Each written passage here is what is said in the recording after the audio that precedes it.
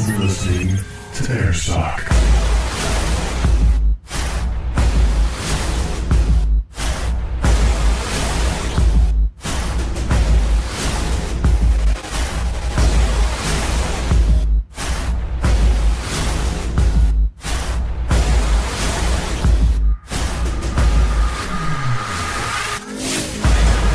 I'm Wes Scottco, and you're listening to Airsoft.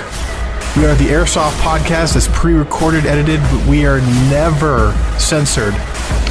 Joining me as the usual crew, I got Bill, Pat, Adam, and Avery. How's it going, guys? What's up? Chicken McConney is fucking delicious. You said it didn't come with any rice. Those bitches brought me rice. Trust me. Oh, they brought you rice? Okay. All right, so we're going to kick off the show here, and we're talking about Operation Red Alert by Badger Airsoft that happened just the other day. You guys made it. I couldn't make it out. I had to do some apartment shopping and got a place locked down. So you guys all went to the event. How was it for you guys? It was good. It was good, yeah. Wow, that was amazing.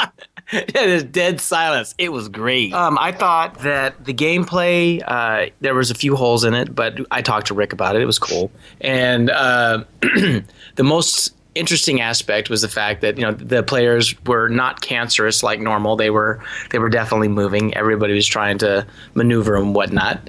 But what I found the most intriguing was the vendors and what he had going on the side. Yeah, the vendors were great. It was neat to have some real big people in the organization out there representing.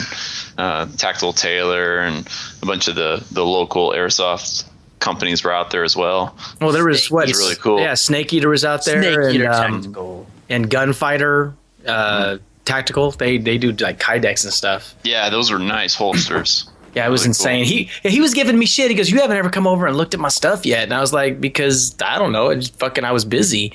And I did look at his stuff, so it might be something you guys check out. His name is Gunfighter Tactical. He does everything custom. So I mean, he probably does have his basic stuff, but everything's formed. And then I talked to Chris with Snake Eater. I know Avery spent a lot of time talking with him. Is there any innovative shit that he has? Yeah, I mean, he does the Cobra buckles for rigging. Rigger belts, and he also has this very, very slick emergency repelling harness that basically fits in the size of a single stack rifle magazine pouch and deploys out in seconds.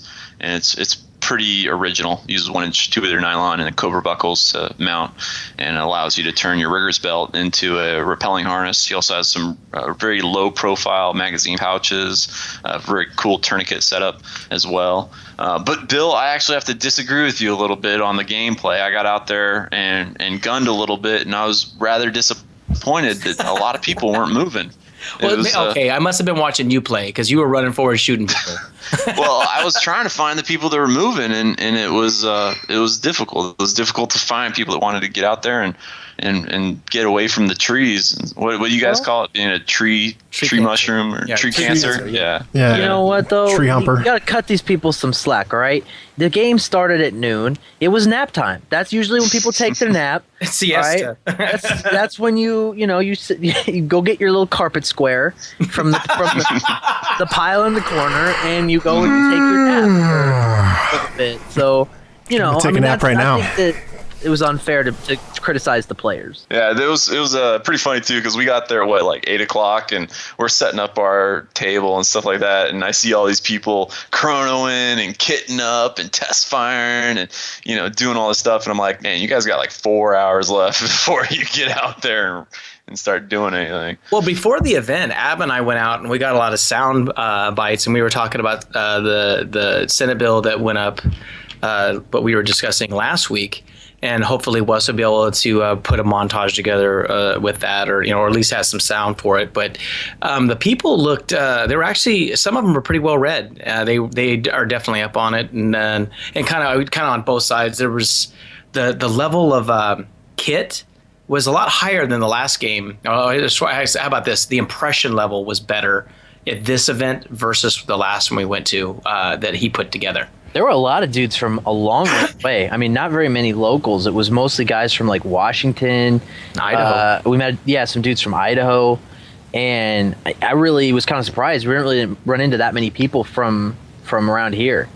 I know. I was like looking at them saying, break out your phone and say, like us, love us, please. And they were like, what? I'm from Idaho. And I'm like, well, we're relevant because we're going to talk shit about you now. Well, yeah, it was interesting. It's you can definitely see the divide. I mean, there's a lot of the younger people, are sporting the BDUs and the, tac vest style. And then some of the older people had, the full milsim setups and stuff. So, yeah, it was quite a diverse selection of people there. Chris from Snake Eater, having not been to one of these events, he was like, wow, these are some interesting individuals. I'd say I would have looked at him and said, Chris, we're all interesting in our own way. You look like Elvis, all right? He does, doesn't he? Yep. I mean, he's got the hair. I mean, that motherfucker's got the hair. Well, that's the joys of being in the Navy, right? You get to grow your hair out. If Elvis wore Carhartts, then yeah. Young Elvis. Yeah. I mean, time with Tactical Taylor too. They were that was really good times, and hopefully we'll be able to get him on the air with us. Don't want to give anything away in that regard. Don't want to speak for him, but I had a really positive exchange with them. Those are really good people. Yeah, that'd be cool to have him on. They make really good stuff. Yeah, he was definitely about it, coming on and talking. He was down there, supporting or I don't know what you call it, but not selling, but socializing on his own dime. He wasn't. Yeah, he wasn't getting paid. He doesn't get paid. Yeah, but just trying to increase the sport of airsoft. So that's great. Yeah, and I think it was really interesting, but talking to a lot of the people there about the whole Senate bill thing, and it was kind of surprising how many people would just pack up and quit. Yeah. They basically said that if AEGs would only come in neon colors, that was it. They weren't gonna do it. And I didn't see a lot of ingenuity about painting or modifying. I think that has to do a little bit with the demographic, because you could start.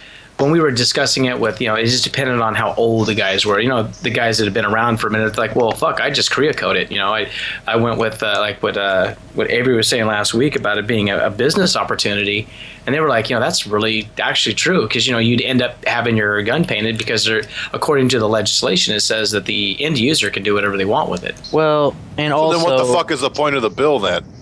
There is no point. To save kids' lives, all right? It's to prevent crime, so people can paint their real Glock or their Tech 9 bright green. They can use the freeway marking paint. Well, and here's my question is, okay, so if you bought a complete AEG, it would have to be like neon green or whatever.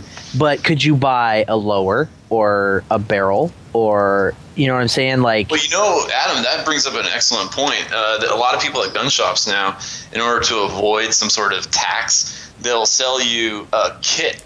So they'll sell you two pieces. There'll be two transactions, or however they do it. I did it, Avery. I did it. It was me. Did you? I did that shit. So I wonder if they'll adopt that same thing here. Yeah, so the way it works, it's just hilarious. All right, man, it's hilarious because literally all it is the pins are removed from the upper and the lower, and that's it. So you buy a complete lower and a complete upper. It's a complete gun that just does not have the pins in it, and all you do is slap the pins in, and it's done. They call it a kit. Wow. They don't have to pay the tax to the feds for a completed rifle. What does it call it? A luxury tax? Because is that what it is? It's some ATF thing. I'm not really sure, but it's an ATF thing. They were allowed to sell these guns for like $500. I mean, they're not great. A lot of them have poly fucking lowers and shit. They're not awesome. But for a fucking AR, if you just wanted to get something that was like your zombie gun. Yeah, something that's just your like Velociraptor proofer. Yeah, I mean, but you can get a lower for like you can get a lower from them for like $100. So look, we can always go get a Wii gas blowback M4 lower. You can always do that. Exactly, but we don't talk about that. But yeah, I think if this actually happened, there'd be a whole slew of aftermarket things that could be done either by painting them or buying pieces that you'd have shipped over that weren't painted and then swap them out. Yeah. And the only thing I would say that would really limit the market is that I could see the major manufacturers only offering a couple of major guns, Like an M4A1, an M4 AK. and an AK. Yeah, I really, at least at first, they might not be willing to, shift everything to that color scheme, and they might just offer like really, really basic things like M4s and AKs. You just what? Actually, I was thinking about it. Why wouldn't they? Like the Call of Duty games where the guns look all fucking tiger striped and all crazy colors. Ugly as fuck. Yeah, well, that is another way to put it. Very, very untactical or whatever, or very too original. How about that? Too artsy. Wouldn't they? I wonder if they would actually adopt coloring like that so it looked like a Nerf gun. Let's be honest, though, man. How many of these motherfuckers really need a camouflage gun? All right, they're hiding behind a tree. Everybody knows you're most there. of them leave their orange tip on anyway. You're hiding behind the tree. They have half their body hanging out the whole entire time. I would hate for people to be able to see you as you're lobbing BBs across the field, just watching your BBs land from behind a tree. That's sniping. What are you talking about? Pop in that high cap. No, I feel like like me and you're obvious as fuck when you're on the field. I haven't really seen too much of an advantage of wearing a whole lot of camouflage or camo painting my gun. Just flat black finish on my guns. It works fine. Wes, the reason why you're fucking obvious is if you take a knee, you're the normal height of a human being. Exactly. No, Wes, you're not utilizing the proper camouflage. If you actually dressed up like a tree. No, fuck that. If you dress like the Sasquatch that you are, you'd be golden. Yeah, well, Billy, you beat me to it. I think there have been 2 times while playing Airsoft where I have hidden away and nobody saw me and they came within 10 feet of me. And that was because I was hiding in some pretty good brush. I want to see you in a ghillie suit. And that was just his oversized penis. We've joked about it. We've joked about me getting a ghillie suit. Doing some fucking scratching up on bark and shit. Yeah. All right, but we should. Show you. That's our project. To build one. Yeah, because you're the master at it as far as Airsoft goes in this area. So why don't we do? Let's build a gigantic ghillie suit. I'll do a video series out of it. It'll be fun. No, I'll just have you grow your facial hair out so you'll look like a normal Northwest person. Yeah, you need like a 300-pound ghillie suit, man. Dude, it'd be like a wooktastic. Exactly. We could just use the cover to Pat's truck. Tarp him. Just tarp him. Just fucking throw some spray glue down, throw a bunch of weeds on it. You're done. Done. Just go around in a field that's been freshly cut. So, you guys wanted to talk about IPSC. Well, theoretically. So, what we did last weekend is Avery brainchilded up a lane for shooting, and it's not something that's really been a big deal out here. I mean, even back in the day up to now, I think there's only a couple times it happens a year. So we decided to come up with some shooting targets, and Pat manufactured them, and Avery came up with another set of targets. So we had 2 lanes, and we had several people out there that actually got really fun. Tell us how fun it was. It Bill. was fun. It was fun. You know what? I had sex with 4 women, and it was fun. It started a little slow. Yep. I'm not gonna lie. It started slow. I think people didn't really know what to expect, and so they didn't come down. And they want to eat their lunch, and their feet they may have hurt been jaded about the past. You know what I'm saying? They may have been jaded about some of the past ones that took place. But we finally got some crews down there. We had some people show up, and it went well. It went fun. I think we probably had 150 people go through total. Yeah. In passes. Iterations. Yeah. Yeah. We had about 150 people go through, and it was fun. Hence the reason you said your hip flexors were hurting. Oh, I'm smoking. I had to run behind each and every individual on lane 1 or whatever, and man, it was a lot of running. So the best part was you hearing this ting ting ting ting ting click hit. You missed that many times. You missed that many fucking times? Well, I told people, because I don't think people see the movies, right? And they're like, man, I'd go in that room with a saw, and I'd kill everybody. And you're like, all right, here's your opportunity. Go. So they're like, wait, I can do this with a saw? And you're like, yeah, absolutely. So they go in and they try and hit a what were those targets? They were like 4 inches by 8 inches roughly. Yeah. And they try to hit a target with a saw and they miss. It's hilarious. It was like, the best part was you hear the go and he'd run in. And you'd hear this thing go, whoom, and you finally hear a click. So he probably dropped 200 rounds in, 12 targets? And it took him like 40 seconds to hit it. Now, admittedly, there was a lot of maneuvering that had to happen, like running, which is really a strange thing to see in airsoft. But still, when he got done, he was like, oh, my God. I only think he went through twice. Well, he went through twice with that saw. Yeah. The first time he went through, he actually went cold because he didn't feed his box mag. He didn't turn the motor on, so he went cold in the first room. That's why it took so long in that first room.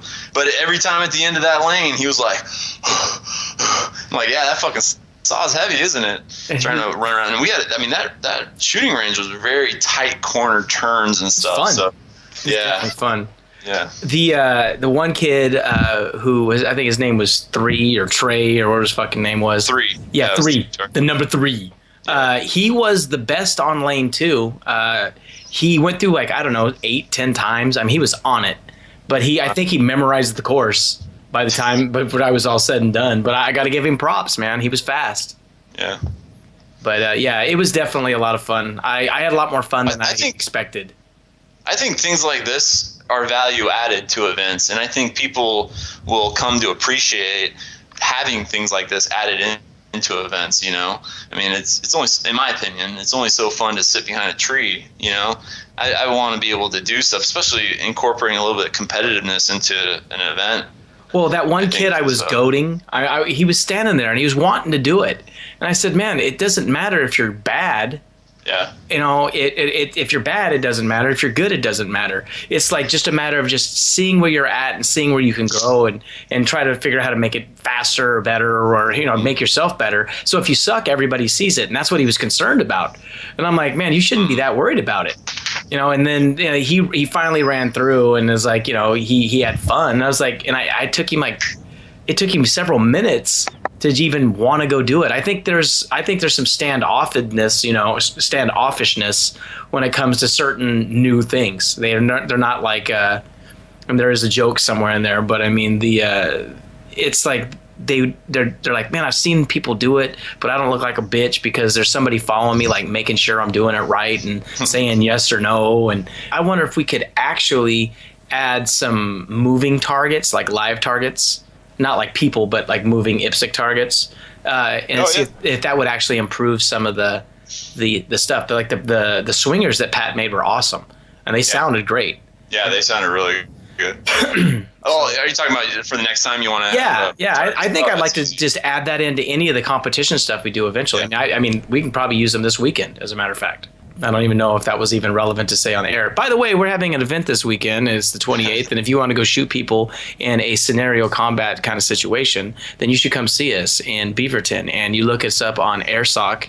And, well, you probably already do because, that's probably how you find a podcast. But you follow the events. You go in and you can look cool and dress cool, too. Yeah. Facebook.com/airsoft.vn. He sounds so professional, doesn't he? I do work in radio. He does it for a living. I'd hit it. Oh. You've had him so many times in so many different ways. All right, you guys are listening to the Airsoft Podcast. We are an Airsoft podcast, and we are pre-recorded, we are edited, but we don't censor ourselves because we like talking about freaky sex stories. Overly sized penises. What are you talking about? This is the bottom of the Cavassier. No wonder hot chicks are listening to our podcast. We're talking about penises too much. We talked about sweet thing. Would you like a fish sandwich? If we talked about boobs, we'd probably do a lot better in the male 12 to 25 demographic. Man, at least we're talking about it in the right direction. We're not talking about same side, Tower of Power loving. Okay, that's gonna wrap it up for this segment. We're gonna listen to some music, and we're gonna come right back with something that's actually relevant and on topic. Yay!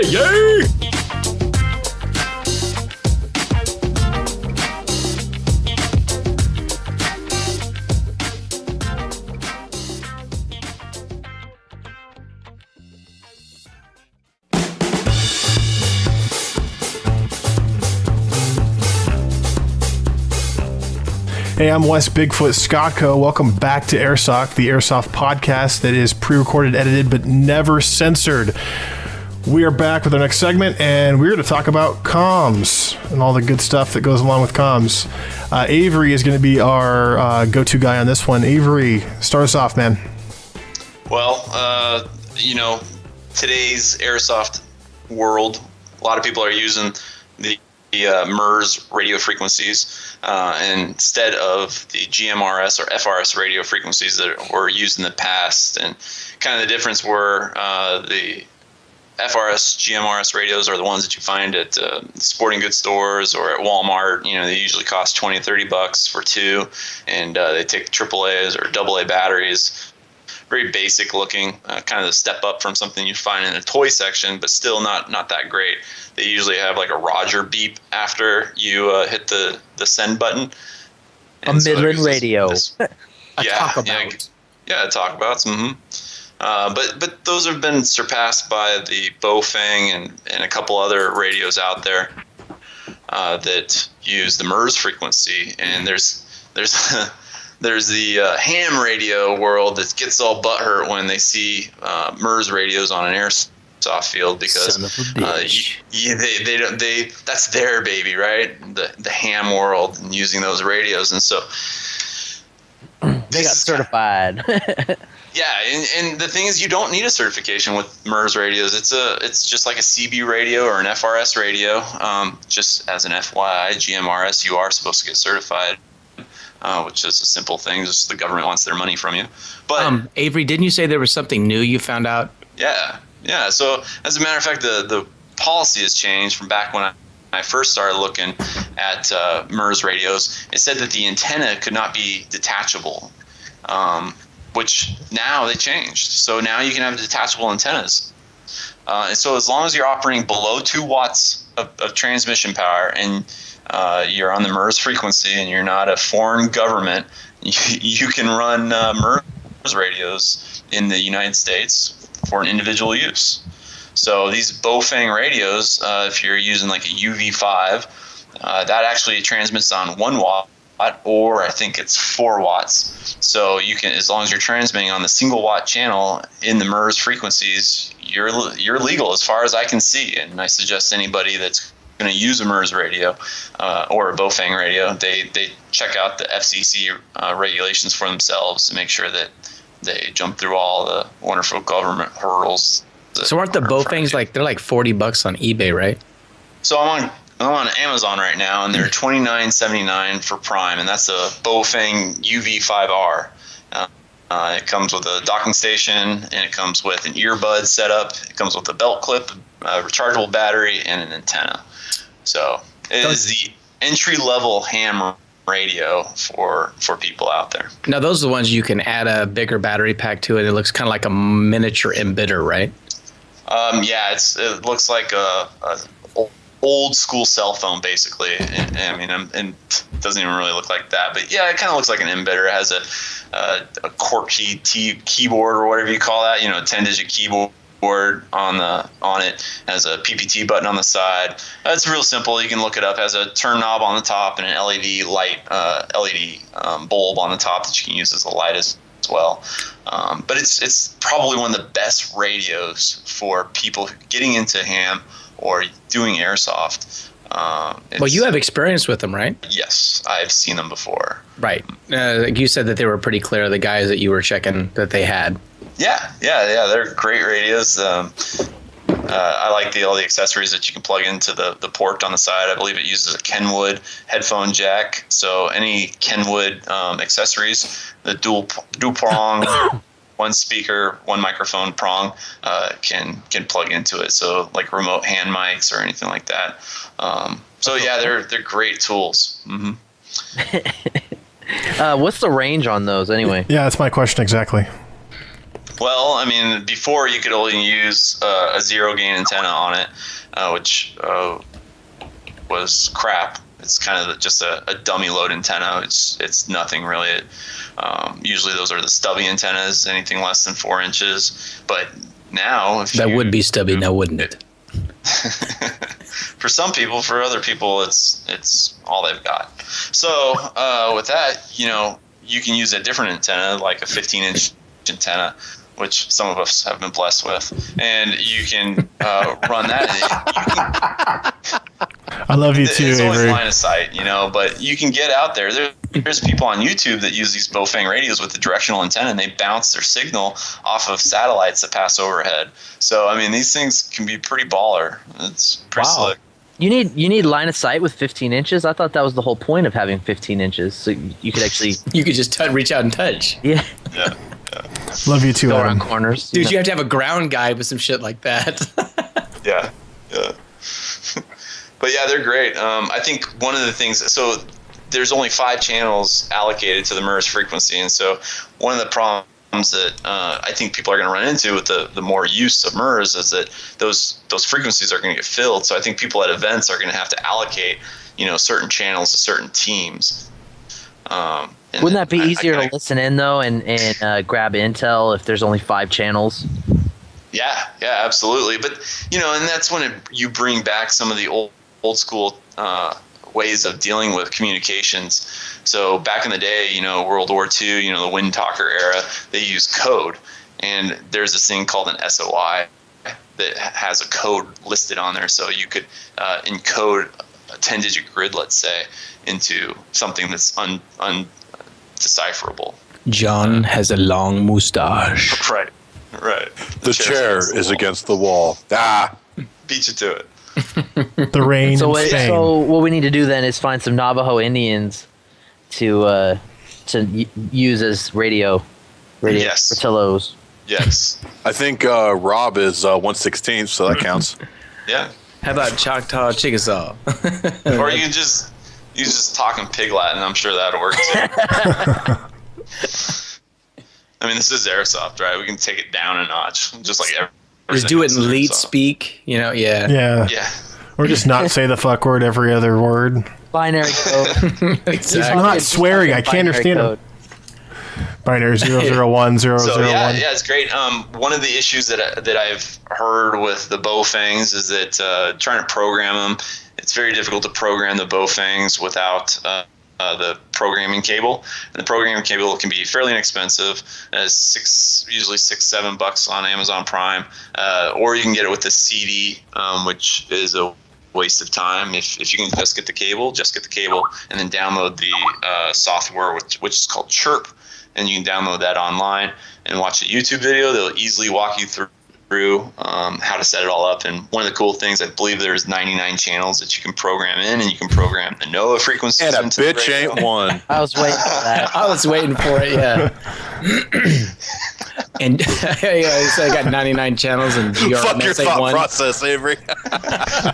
No, I'm trying to put educational shit out here, and you guys got jokes. But Well, I'm actually curious to see how these are compared to, because I have a pretty nice ICOM radio that I use, and I don't have the cable for it, but it is reprogrammable. And actually, back when PSC was actually a thing and we were actually organized, we actually communicated with other teams like SOTA, and we told them the frequencies that we were using. And like of the 16 channels we have, the first, 14 were actually normal FRS radio frequencies, so we can communicate with everybody else. And then channels 15 and 16 were 2 higher frequencies that no one else would know. So we had our own Like private channels. sideband? Yeah, it was it was a higher frequency. I can't remember what it was. It was like I think it was like VHF. GMRS. Yeah, it was probably GMRS, because I think someone said that we technically were supposed to have a license, but because we didn't have, there was some detail they said that made it so that we didn't have to have the license.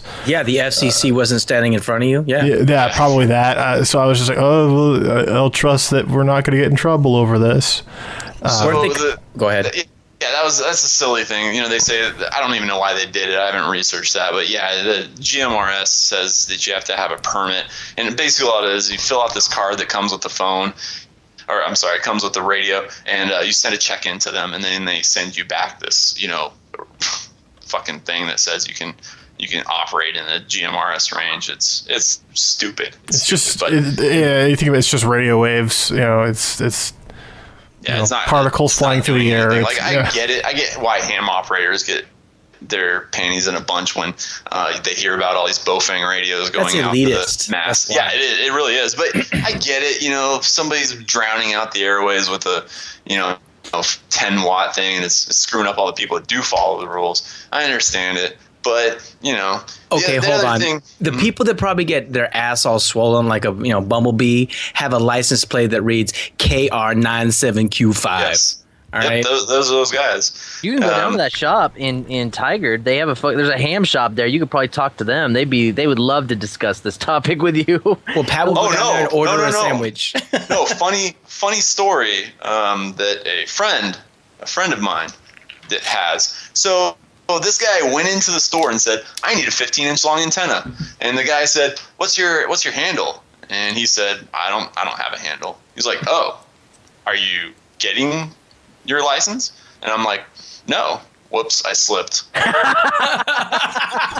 I said, boy. "No, I'm not." And he's like, "Well, it's illegal to broadcast. You can only monitor." I'm like, "Yes, I'm well aware. But, these Bofang radios make great preps as well. Because in a disaster situation, FCC opens up the airwaves so that you can legally broadcast and receive. Well, you can always receive, but you can legally broadcast in an emergency situation. So having one of these radios in your vehicle, at your house, something like that for a disaster is amazing. Calling in grids for A10s or yelling Yes. help. Yes. That would be awesome. Are you getting your license? Nope. Can't sell it to you. Yep. Well, I mean, like the range on the average radio is only, what, a mile? I strongly believe Two? that he would have not sold to me had I, been 10 years younger or whatever the case may be. He probably would have said get out. Is it a whip? Yeah. Okay, now the 15-inch whip, is it like does it look like a cell style antenna? Is that what it looks like? Cell sound? Yeah, or does it look like a CB antenna? Is Looks it like a CB. Yeah. so it's got the I mean, really, the difference with antennas, what you're dealing with is you're dealing with a wavelength, and so you're Right. operating in fractions of the wavelength, and so CB antennas are cut for a certain wavelength or percentage of it, and same with these antennas. You're operating inside of a band or inside of a range with these radios, so you would have an antenna that's kind of generic for that. Well, I get okay. That's what I was saying. Was it a fiberglass with a wrap, or was it just solid metal? Oh no, it's solid. It's a flexible, it's a Pliable. curly Q type thing, so it's flexible. Okay. When it moves, articulates. So I like that. That's the greatest question. Are you getting your license? I'm Nope. surprised he didn't pull out his FCC hall monitor sash and fucking. well, that's something else I wanted to mention too. Guilty. Is up here in the Portland area, there's actually teams that go around and they find people that are broadcasting illegally. Oh my God! It's the radio police. The fat, Fucking Yes. nerds. Yeah, it's fat called the Fox middle-aged Hunt. guys. The fat Fox middle-aged nerds. guys with their full beards and their aviator glasses. They roll up. In their Vista Yeah. Cruiser with a 20-foot whip, trying to find you.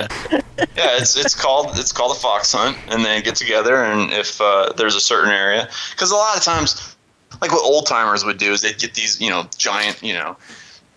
giant antennas, and they're on their 200-acre farm where they don't get any signal, and so they'll broadcast their radio over these ham frequencies, which is illegal, and so that way they can listen to their radio station or listen to music or whatever the case may be. Or there's pirate radio stations that will illegally broadcast on these frequencies, and so these people go and hunt them down and then report them to the FCC, or maybe they have somebody with them that, I don't know, whatever, who cares? Or it's a bunch of people that have nothing better to do with their time. Okay, So that would be fun. So you just go set one up out in the middle of the woods. okay. Hold on, Adam. Look, Booby traps. we have hit upon something that is a little near and dear since I'm an owner-operator truck driver. All right, I equate these people to the dickheads who sit at home with their bass unit and talk all day. It's the same exact thing. But the thing is, on CBs, it's legal. You can legally do that as long as you're 10-4, operating good within buddy. the as long as you're operating within the the limits of the antenna and the wattage that you're broadcasting on and all that. I guess that kind of blows the idea of a linear out then, because that's like a major booster. Dude, my mom- I don't know everything about CVs. I mean, I keep CVs in my communication package because it's a common tool that people use, but I'm not super familiar with them. Unfortunately, I do speak trucker. I'm fluent. It's bad, dude. Luckily, I don't participate with it, but I do understand it. And my mom had a disgustingly fat cousin who called herself Mustang Sally, even though her name was even though her name fatty. Even though her name was Lori, she went by Mustang Sally, and she would just chat up to truckers all day on a CP. Hey there, good buddy. This here's Mustang Sally coming to you live. Hey there, Mustang Sally. How you doing there? Just trying to set up a pussy date, doing that. You gotta find the pussy in the rolls. I'm looking for candy give you cane. several other options to stab, right? They don't know any different than the sleeper. It's a lot lizard. I'm looking for candy cane. All right. Oh, dude, that's just icky. So one of the other areas, if you want to be extremely safe with this, is you can go on eBay. They have old Motorola radios. I don't remember the nomenclature right now, but they're old Motorola radios that were utilized, I think, in like department stores or different places like that. And they I believe they're VHF radios, but they operate on the MERS frequencies. You can easily program them. Just by the keypad that's on them. It's a five button keypad, and you just scroll up, scroll down, hit enter, and you can change it to accept the MERS frequencies. Those have Motorola headphone jacks. They use 4AA batteries or the rechargeable battery pack that comes along with it, and those you can pick up on eBay for dirt cheap. Back in the day when I really was into MERS, I picked up like 20 of those things, and I think it cost me like $300 for the 20 of them, somewhere around there. Matter of fact, I have one. I still have one. Yeah, they're great. They're great for a second, I thought you were talking about the old trunk style radios, the ones that were they had like a repeater, the old like cop style ones, the old Midlands. But yeah, then I remember what you were talking about, so that makes sense. Yeah, those are good radios. So that's the safest way. They don't have a detachable antenna. They have a two high-low setting, I believe, for the wattage, and I believe the highest wattage is 2 watts on those. But yeah, those are cool little things too. So Pat, do you have anything to add since you have a communications vehicle? We have nothing but plants at the moment, so when I actually get something a little more concrete, I will gladly share. Okay. All right, I think that's going to do it for us on this segment of Airsoft. You're listening to the Airsoft Podcast that is pre-recorded, edited, but never censored.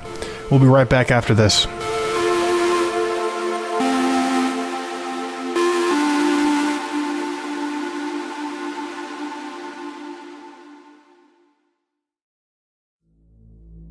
Have you heard about this Senate bill that's on the federal level where they're trying to change airsoft? Definitely. S213, I think, is the law. How would that affect your opinion of airsoft? I think it would reduce the number of people that are going to play. You'll be pretty lame, like a child game, I believe. Like treat it like a little child. I think we're more responsible with that. People who are like into airsoft, they know how to handle it. But there are people who cannot handle this. They can use it for bad purposes.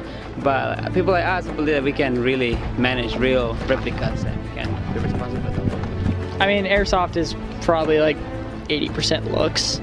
I would definitely pay a player. I wouldn't have a problem running around the field with a hot pink gun, but I mean, you could also sit and wrap it with some kind of camouflage to cover up all the pink. So even if you have a hot pink gun, you can still kind of cover it. And you don't really go out to get an AR-15 that's hot pink. Welcome back to Airsoft. We are the Airsoft Podcast that is pre-recorded, edited, but never censored. I'm Wes Bigfoot Scottco, and we're going to talk to you guys right now about gear, having the real stuff versus having a replica of gear. And I know some of us have been guilty of rolling out onto the airsoft field with the actual piece of equipment when we could have just easily bought a replica that would have been 1/4 the price. Yeah, I may or may not have actual Crimson Trace laser grips on my M9 that cost about 1/3 of the price of the actual grips. So there's that. May or may not be guilty. Don't judge me. Avery, you want to kick us off? Go real or go home. That's what I always say. Exactly. Nothing like the real Crimson Trace. Oh, come on, man. He rolls his real 5.56 on the airsoft field. What the fuck you talking about? Yeah, I think the question is it's less about real versus replica, but how about the high-end manufacturers versus lower-end manufacturers with the quality. I mean, what are you getting for the money? Well, I think you break it up into different categories. Like if I was a dad of a son who wanted to play airsoft, I'd say, why don't you go pick some stuff out of the Voodoo Tactical catalog, or we'll go to the surplus store and get you some stuff. To get yourself a dope-ass LBV. Right. But I'm not going to sit there and spoon out, thousands of dollars for Cry Precision pants and, Parasolette body armor and I don't believe you. Sword and headphones for a 14-year-old or whatever. Hold the fuck up. Okay, my kid will have that stuff. Yes, if Brandon did that, he would be the fucking most kitted out, custom everything. Okay. Like, what happened to this kid? He just like generated from a fucking video game. Okay, hold on. So I got to ask this question, and this is a little bit off topic, but this is important because Avery just mentioned like 14-year-old kids. We were walking around at the game this weekend, and we saw like a 9-year-old kid kitted up, ready to go out on the field. Do any of you have an issue lacing up a 9-year-old kid on the airsoft field? I would. Yeah, it's a little bit too mature for that. I don't. You just scream Somali and open up on that. Exactly. Yeah, no, that's a no-go. Avery's like, there's training value in this. There are tons of 9-year-olds. There are tons of 9-year-olds in Africa. So my son shot his first gun when he was like fucking 4 or 5. I was there, yeah. As someone who's skirmished against kids that are like 8, 9 years old, it's not fun because they do not have trigger control. They're like, oh my god, and they just like lay into you, and you're like, hey, dude, I called my hit. And they're like, oh, I just want to shoot you. But that's a topic for another podcast is leadership and developing these people into effective players. But here's the thing is like, I don't want that on my conscience because I will verbally abuse that 9-year-old and I don't want to have to do that. So no, I don't want to play with 9-year-olds. I'm sorry. Words hurt, We always had, They minimum leave a scar deeper than physical wounds. Sorry. As we're saying, back on topic, real versus replica. Anybody? I think it's a balance. If you're going to be buying something, I never buy real optics for my airsoft guns because when you're playing in CQB, you're only presenting your gun, and optics get blown out all the freaking time. That is true. And you don't need something that can withstand the recoil of a 5.56 or bigger round for an airsoft gun. So usually a knockoff gun with a good enough quality lens so that it doesn't annoy me is as far as I'm willing to spend for airsoft. But Pat's like, but they said buy 2 EOTechs, get the third one free. So I had to buy them. That way you can have one on each side and one on top, right? Yeah, exactly. I was pretty impressed when we were at Airsoft Outlet, the scout lights that they've come out with that are like a 10th the price of the Surefire. That looks just like it. That is insane. And they're actually the same. I mean, it's the same bulb. I mean, that's the kind of stuff that's where I would put money versus going with the full scale. If you bought the Surefire piece, dude, you shoot the head out and all of a sudden now you're going to be all sorts of pissed because replacing the LED stuff is expensive. Or you just send it back to Surefire and they'll have a lifetime, no questions asked. So that's an excellent point, though, is why not, if you're going to buy something, then make sure it has that warranty with it. No questions asked warranty. That's why I like Leathermans. I mean, Leathermans have a warranty on their stuff that's untouchable. Yeah. I may or may not have been arcing something on my battery on accident. Right. So, I mean, like building a bomb. No, I was kidding. I was working on my device and I lost a thumb, but I need a new Leatherman. Yeah, the Leatherman's got chunks of meat in it, but it's gonna start rusting here pretty soon. I was pulling the crunchies out of my tires. The thing is like the reason why I'm not really big on like spending a ton of money on some shit that's really gonna hold up is that it's not gonna take the same kind of abuse. At least not as much, I wouldn't think. And if it is. At least you're not counting on this shit to save your life. I mean, there's no reason to try to save money if you're buying shit to take into real combat. I mean, you want shit that's going to save your life when you need it to stand up to whatever's going to be thrown at you. But airsoft shit is mostly just about looking cool. So okay, so here's a question: would you agree or disagree that there's probably a common sense test that you can put into it? So, for example, do you want eyewear from China? No, because it actually doesn't protect your eyes. I've seen people like fire a handgun, like a gas blowback pistol, right into the fake Oakley glasses, and it went right through. It wasn't safety rated. It was just supposed to look cool. So, what do you think about mesh stuff then? Mesh? I've actually never really worn mesh. I never really got into them. Maybe it's because like the look of it, I'm just not into it. I've always felt fine just wearing shooting glasses, and I've never really had a problem with that. And then for indoor, I just have a pair of full seal glasses or full seal goggles. It works fine for me. I caught a ton of shit for suggesting mesh goggles. The people were saying like, "Oh, that shit's so unsafe. What if it fractures and the shards of BB go flying through and blind you?" Reddit. I have talked to people that have had that happen to them. I'm sorry, go ahead. Well, yeah, I just want to say real quick, I have talked to people that have had that happen to them where they had bio BBs that have shattered on contact. So it does happen. Or if you have like a really bad brand, like say someone uses Crossman, those will shatter because they're not perfect. So that does happen to people. That is something to keep in consideration. But that's a pretty rare occasion that you're going to have one shatter and like hit you in the eye. And that also depends on the manufacturer of the BB and the composition. Because like the ones that were like almost like a cornstarch, they'd shatter if they were barely moving. At 330, they'd shatter against a wall. Yeah, that's what I was saying. I just say don't get hit. Don't get hit. Okay, yeah. That's the NWO way of talking. You play through. You just play through.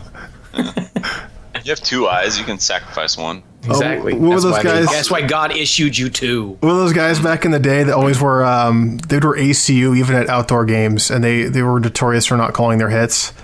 Dude, there's still people at the games. There was gay people at the game last weekend using ACUs. It was amazing. Yeah, well, that's fine if they want to wear it. It's. I mean, it doesn't work very well, but hey, go for it. But there's a whole thing where it's just like, well, I never get hit, so I wouldn't know what to do if I did get hit. So that's the best way to not lose an eye. Yeah. My combat shirt prevents me from taking hits. Yeah, the BB's yeah, it's got its integrated shielding system. You fuck. The I have a BB's cloaking device called ACU. Apparently, the BB's bend around me. Oh my god. So I think ultimately what it comes down to is are you going to? There's certain things you have to ask yourself. Is something going to provide you quality that you need that's either going to protect you or create more expense if you don't. So for example, iPro, I only run Oakleys. Every single pair of sunglasses, every set of iPro is an Oakley. And the reason I have that is because I love the lens quality of Oakleys, bar none. Like, it is the best out there. So with that, I do that. But other things, my plate carrier, I sewed up myself. My micro chest rig that I usually run at events, I sewed up myself. And then all the single stack magazine pouches. I only have one pouch on my micro chest rig, and that's from Tactical Tailor. It's a Tactical Tailor E&E pouch. Yeah, then you have a couple like the Snake Eater. Oh yeah, I have the Snake Eater pistol. I forgot what he calls them. They're banditos or something like that. Yeah, I like Condor though. I mean, I've had Condor a couple times, and you know, I think they're good enough quality for what you're paying. The price is quite a bit less than if you were buying something that was rated for combat. But that's one thing that I really liked about Tactical Tailor, and is that you talking about your Rifle 1A vest? No, I'm saying that the nice thing about Tactical Tailor is that they're priced at a even though that they're a really high quality piece of gear, they're priced at a pretty reasonable rate, so that, you know, it actually would be worth it to spend the money on Tactical Tailor instead of something like Condor. Yeah, definitely, I'd say so. Yeah, I when I was talking I'm sorry, what was that guy's Joe Lustig name from Tactical Tailor? Yeah, Joe Lustig. He's the marketing manager for Tactical Tailor. When I was talking to him, that's exactly what I said. I said, like, if I want Tactical Tailor stuff for simple things. Like, all their stuff is very simple, and I'm not saying that derogatively. There we go. I'm saying that as a compliment. And like, there's not a lot of things going on. Like user friendly. Yeah, what is it, the taco, or there's a couple different pouches out there that have like shock cording woven in and out of the thing, and a compression and all this crazy shit. Like their stuff is like, here's a shingle pouch, holds 1 rifle mag. Very, very simple. It'll work every time. Yeah. And it'll last you for a while. Mean, that's awesome. Say again? Yeah, and it'll last you for a while too. Like their stuff that they make, it's not cheap crap. It's just gonna fall apart. Like it's actually made with care, and you know it's gonna be reliable. Oh, it's funny you should say that. My friend that when I was on active duty, I bought my first MAV chest rig. It was a modular MAV system, and it had all the pouches and stuff. I did some modifications to it, and then I sold that to my friend who ran it for another like 3 years or something, and then he gave it back to me, and then I think I gave it to somebody else, and then I ended up with like 4 or 5 of the pouches again. So it's been around since '99 and still rolling. Still doing it. And that was a tactical tailor vest? It was the pouches from the tactical tailor vest. Yeah, their Mavs were pretty good. I mean, yeah, Bill and I were saying that we used their old fishing vests, their rifle 1A fishing vests back in the day, and those things were so tough as nails. They were tough as nails. They were user friendly, man. They had an awesome pouch for your water, plenty of room for all the mags and stuff. I mean, they were super comfortable. So, and easy to size but you had a ton of straps to deal with though. You know, I mean, like you really had to like cinch it down in certain places. Yeah, and roll them up and shit. So I mean, it was very easy to size it, but then you had to do something with all the straps. But yeah, I mean, their stuff's been consistently really well made for a long time. Look, I'll say this, that it's kind of cool that they're local to us. I mean, theoretically, since they're up in Lakewood, and I do like the fact it's a Northwest company, and kind of it's like the, you know. And they support Airsoft. They do support Airsoft, which is pretty awesome. And we're going to hopefully have Joe on the show here probably next week or maybe the week after. We'll try. He was all about it. And the the stuff that we were checking out, I wouldn't hesitate to buy. I mean, it's the right. I mean, for like a MAV, that's the shit. MAVs are nice. I actually prefer wearing the MAV over a plate carrier. Well, in Airsoft, unless there's an advantage for the gameplay, I don't see a reason to wear a plate carrier out in the woods unless there's an advantage to taking around at the chest. That's where I'm getting all pissed off at these days. I mean, you see everybody out there with a plate carrier, and then I ask, why? Why are you wearing a plate carrier? Because you're an angry old man, Avery. It's about the look. It's about the look. And then the airframe helmets. The bump helmet, yeah. Yeah, the airframe helmets, which I don't really understand wearing out in the woods, but... Right. Because it looks badass on COD 4. That's why. Or COD 12 or what the fuck it is. I didn't really see very many boonies out there, which I think is funny because that was always one of my favorite things to wear in a wooded environment. It's because you're old. That's why. I'm fucking getting old. I thought you were old back in the day. Now I'm fucking old. You're that old dude now. I'm that old dude. Although people still think I'm like 18, so it works out. Just slightly more facial hair and a little bit heavier than you used to be. A little bit chunkier, yeah. So you really do look like them. I'm just kidding. So. Exactly. I'm trying to blend in. You're doing Airsoft camouflage. All right. What do you say? Market research. Oh, there what do you say we move to the final countdown? No. Avery does have a kind of a heads up, kind of the future to like the key mods and stuff, and I did get a question on Facebook about it. Fucking Kerr's magic ball. Yeah, exactly. Yeah, why don't you break out your crystal ball and talk to us about the LandTac cam? Or just your balls? Well, the LandTac cam, I haven't found a whole lot of information on it other than the YouTube video, and it's LandTac, LANTAC space cam, KAM, and it's the keyed accessory mount system. And basically, what I would say it's the Picatinny rail of the future. So basically, what it allows you to do is any of there's like 4 different models of key mod systems that are on the market these days, kind of leading the industry in design.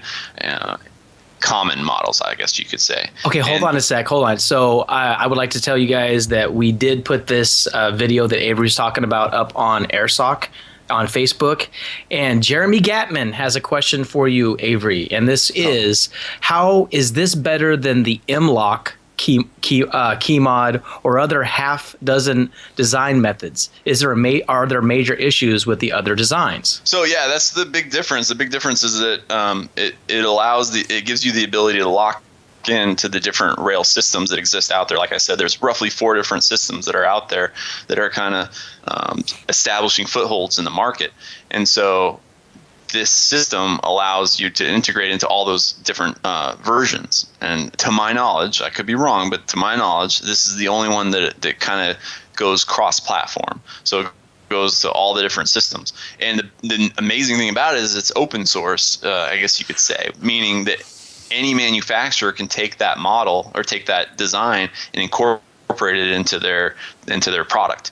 So the reason why I think this is going to be the big deal is because nobody has to pay royalties when they use this system. So for example, if let's say, I don't know if this is true, but let's say the key mod TM, right? That system is owned by somebody. Mm-hmm. They are going to want a royalty, or they're going to sue the person that uses that design without paying royalties. Whereas this system is open. Anybody can use it. So is this something you expect to see kind of, I know you're into 3D printing, so is this something you're going to expect to see there, or you're going to be able to maybe build stuff too? I mean, you know what I'm saying? Yeah, so I mean, for me, the way I see this would be I would use it as I would 3D print this. For example, I want to make the front of my rifle as small as possible. I want to suck in my Surefire Scout light so that it's 1 millimeter away from my Noveske flash hider. So I can't do that right now with the rail systems that are on the market. So what I want to do is I want to design on a 3D printer. I want to design that mount, and using this key mod system, I could do that. I just have to buy the hardware, the screws and the nuts, and then I can put all that together, test fit it, be like, yep, that works. And then I can send this off there's a bunch of companies out there that actually have metal printing 3D printers. And for a small charge, I can print off this custom mount that's made out of metal now. So that's probably what I'm going to be doing. That's actually insane. This is like insane that's pretty available. awesome. And what's really amazing is they charge by the job. So their print area is 8 inches by 8 inches, let's say. You can print as much crap within reason, I guess. There's some smaller stipulations, but you can print as much crap on that build plate as you want for that price. So, you build up all these designs, maybe even you have variations of that design. You send it off to them, they print it, they mail it to you. You can, run it. You can test it out. Well, and there you go. There's Ronan Ranger, our special Avery Kerr with his. This is shit that's probably going to affect Airsoft in the future. I'm sure I'll probably end up investing in it because Avery will tell me what to buy, and I'll just do that. That's kind of how it goes. Don't lie, Pat. You'll be the first kid on the block with the full set. Come on, man. You know it. Yep. No. Don't fucking lie. Can You're it just fit saying on no. a truck? Fuck you. It'll go into your weapon rack, not into like the into the back. Well, I mean, it's not enough room. let's I had the quad 50 on the back. Let's think about it. Why couldn't you use this key mod system? You could easily generate a throw lever key mod system, right? That's easy, and you could mount that to like a radio that would have a docking station inside your vehicle, and you just put it on, throw the throw lever, it locks it in place. Now you have this little tiny mounting bracket, which is the size of a keyhole, and you just drop it in, throw the throw lever, and it locks it in place. Take it off, put it on your kit, lock it in place. Dude, you need to drop the Ronin Ranger thing and just call it fucking MacGyver. I'm serious. It's ridiculous. I think that's trademarked too. But. Yeah, fuck him. Oh yeah, McGroover or McRanger. Oh, there you go. Fucking MacGyver. That's it. That's it. So yeah, I mean, I think that this could go pretty far. Absolutely. All right, so I think we should cut off our segment there, and we'll come back with our final topic. All right, you guys are listening to Airsoft. This is the Airsoft Podcast that's pre-recorded, edited, but we are never censored, and we will be right back.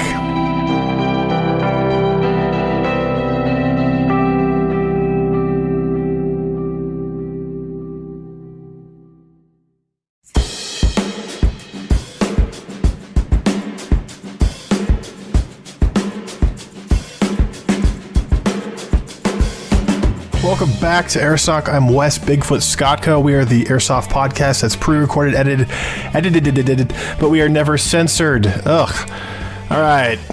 Try that again? Yeah, I'm getting tired. It's Sunday night. It's time to watch The Walking Dead. Let's take it home. So we're going to talk about the most annoying thing on the airsoft field, and that is little kids. Do not bring your children to play airsoft. But sometimes they come, sometimes they can be cool, but for the most part, they can be annoying little shits.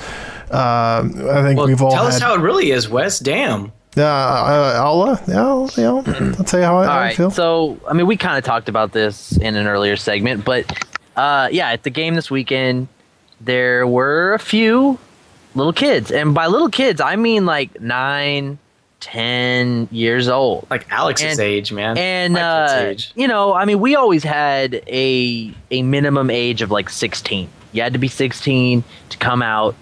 And there's a few reasons for that. I mean, maturity, liability. Liability is a big one. But I mean, honestly, for me, it bothers me, man. I mean, I don't take pride in lighting up some little kid. Slaying children. I mean, it's just I don't know. It's a little concerning. So I don't know. I know Avery seemed to think it was okay getting some of that training value. I don't know. What do you guys think? I mean, what do you think the age limit should be? Should there be an age limit? So I've done a couple events. The first one I did, I just went with the standard AP age limit that was at the time. And I said, okay, 16 and up. And I was annoyed with how many 15-year-olds that were sending me emails telling me how upset they were, how they're looking forward to going to the game. It's not fair. They'll be 16 1 month after the event and all this BS. I mean, I think one exception because the kid turned 16 literally the next day. And I said, sure, come on out. But I've had my second event that I hosted that was a pretty big deal. It wasn't just a skirmish. I had like a truckload of 12-year-olds that got dropped off because that was the age limit that I set for that one. So, I don't want to be a babysitting service if I'm hosting an event. I don't want to be, like having to watch out for little kids, especially the injured. I don't want to deal with an angry mom or parent. Just have a parent there with you that's 21 and over that can actually, or a parent or someone who can be like your guardian, just to watch over you. And there was a family that showed up and I was okay with it because it's like, you got the parent right there that's policing the kid. I didn't have to worry about it. Everything was fine. They had the diaper bag. They had everything. Yeah. If there's a problem with the kids cheating or doing something wrong, I just go to the parent and say, hey, if someone thinks your kid's cheating, could you please make sure that it's okay? That way there isn't that awkwardness of oh, this big scary guy yelled at me, I don't have to put up with that. So, I mean, as long as there's a parent there that's willing to participate, I'm okay with like little kids showing up. But for the most part, I think 16 and up, that's a good age to start playing. It depends on the maturity level. I've met some really cool 14-year-olds at some events, and I've met some kids that were... What was her name, Wes?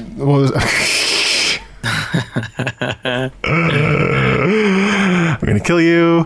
All right. So anyway, yeah, but I mean, like by cool, I mean like they were mature for their age. But then again, I've met some people who were in their 30s that were the most immature fuckheads I've ever met. So I think it goes off of the person, but you kind of have to set a line, a standard.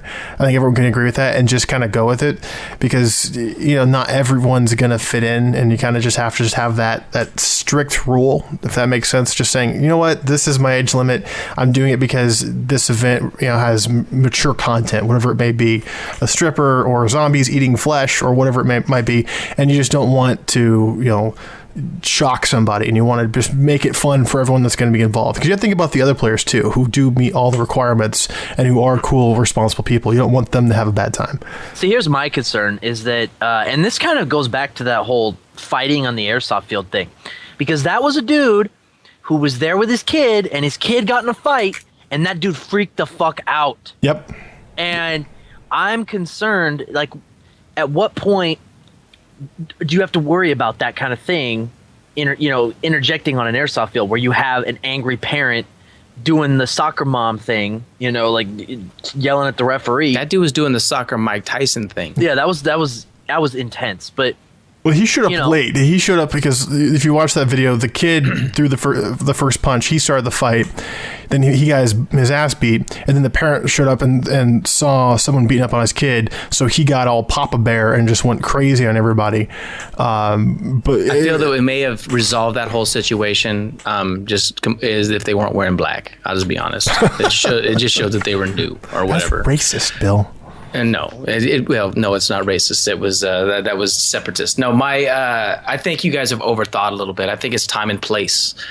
There's certain venues, like maybe Airsoft, that are like indoor venues that are going to be they're looking at a bottom line, and as a player you may not like it, but that's what they do. That's how they're going to make their money. But as an event host that's maybe doing milsim, I think I'm more of a fan of saying, hey, 18 years old is a better plan, because that's what you're going to see in a military environment in general, as far as organized, first world militaries, I suppose. And I think there are some setbacks when you start talking about outdoor play and all that stuff at organized events. When you're dropping a C note to show up, and a 9-year-old's out there rocking the latest, Cry precision pants, it's like shooting at an Oompa Loompa. So it doesn't make it kind of takes away from the whole experience. So I think the event promoters have a little more leeway in certain respects when you're talking about an indoor, like, birthday party kind of location. This ain't laser tag, man. It's not you're right. You're absolutely right. But however, there's a business model that does kind of sell its soul based on, having little kids shoot themselves. Yeah. Well, hey, don't dead air me, man. It's true. And I'm not saying it's right. I'm just saying that, as a player, I'd prefer it to be 18 plus. Well, I have a question. For serious events, yeah. There's easy ways to tailor it so that you target a certain demographic, and some of the ways that you do that is you create rules and hoops that people need to jump through in order to participate in Must be able to pee at the tall people urinal. Right. Mm-hmm. Yep. Must be able to wipe their own butt, Does not need changing table. Putting a price point on event controls the demographic that you're going to get, and also putting rules in place, meaning like you have to have a helmet, you have to be able to do this, you have to be able to do that, you have to have a long gun, you have to, whatever it is. Every time you put a rule in place, it narrows down your demographic to a certain degree. True. If you have to have this uniform, well, guess what? If you have to have Cry Precision, you might have seen one kid there that was 9 years old that was wearing Cry pants, but majority of the people there that were that young were wearing BDUs or jeans. I would say I would say must have seen naked lady, but that would take out a whole swath of like full grown men, with neck beards. So in bow legs, your mom doesn't count, right? If the last pussy you saw was your mom's, you cannot come.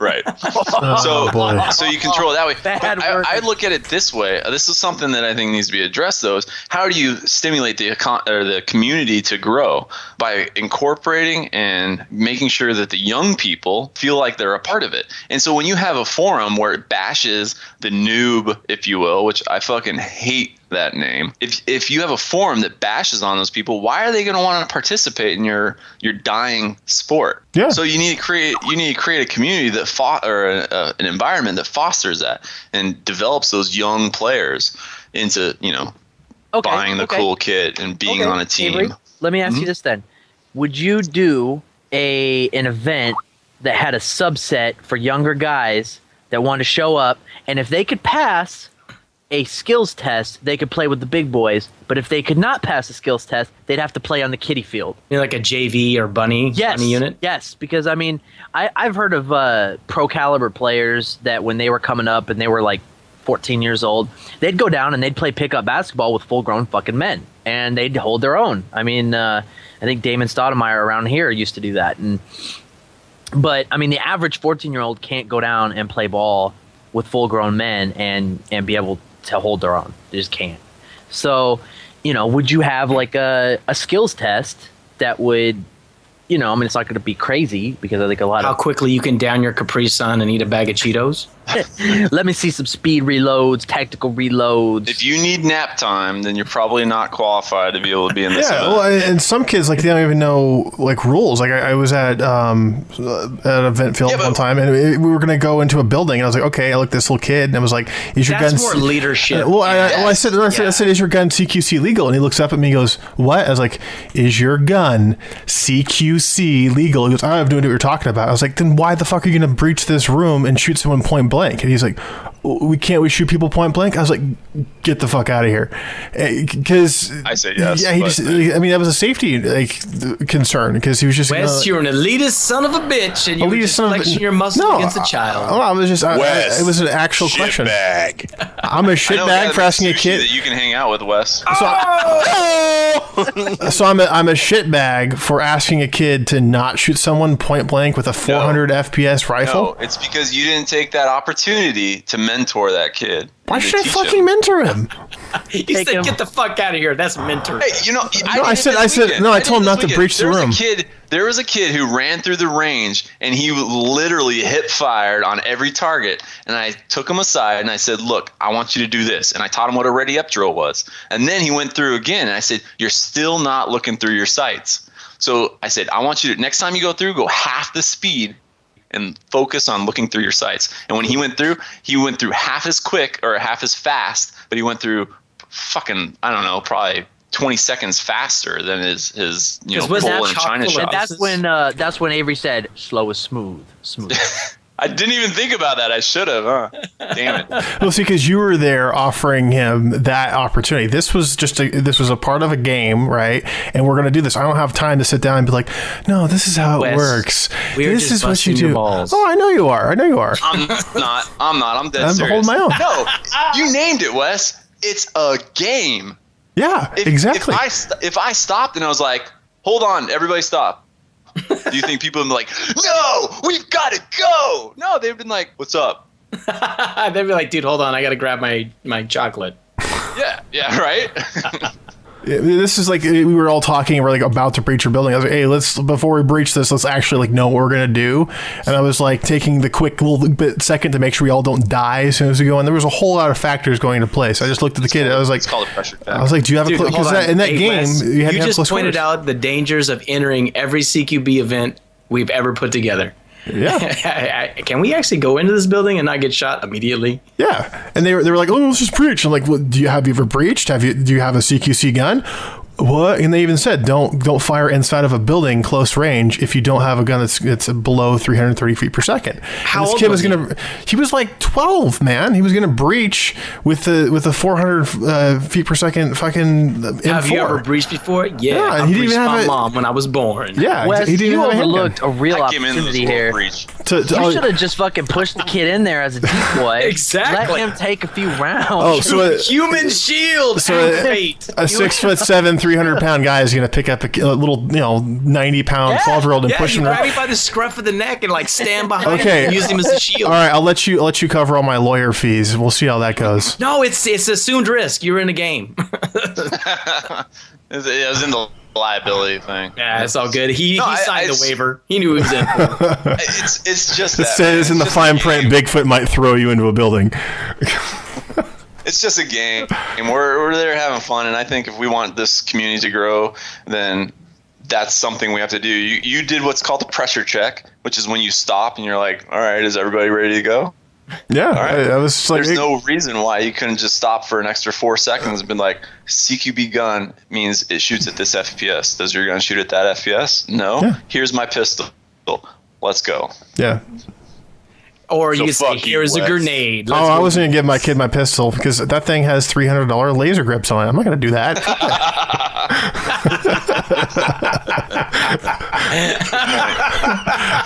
I should just buy I can't argue with logic like that. I am not letting that kid borrow shit. Hold on a minute. I remember the first time I got a brand new, it was a HFC M9, like back in like 2007, like the day before CQC6.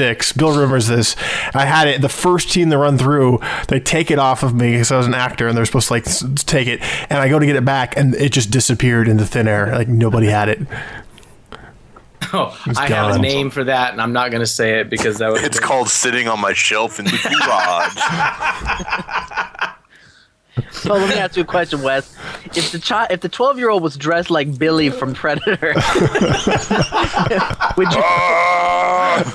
would you be more likely to help him out? That's my question. Billy from no.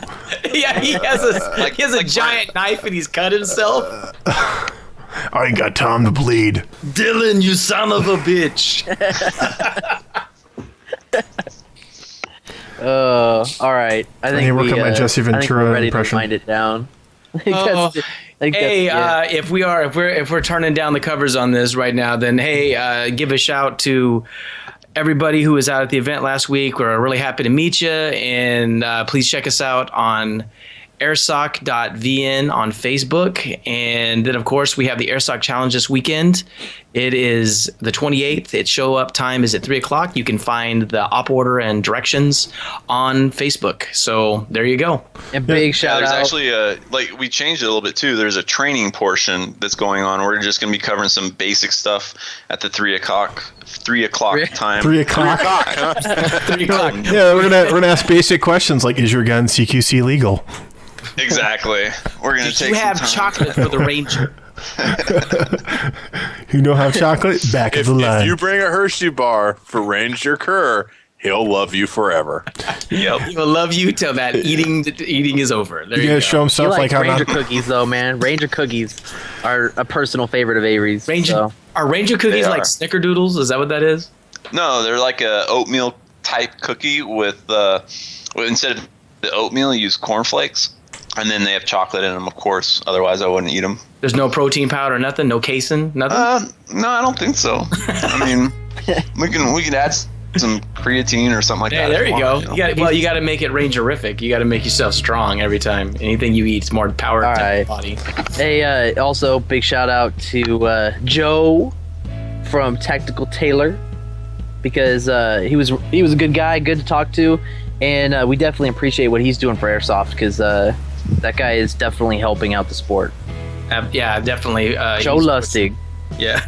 There's not a lot of main airsoft retailers out there that are supporting airsoft. So, you know, real world. Exactly. You don't see People that have military contracts generally do not support airsoft. you don't see Blackhawk at or London Bridge or anybody like that.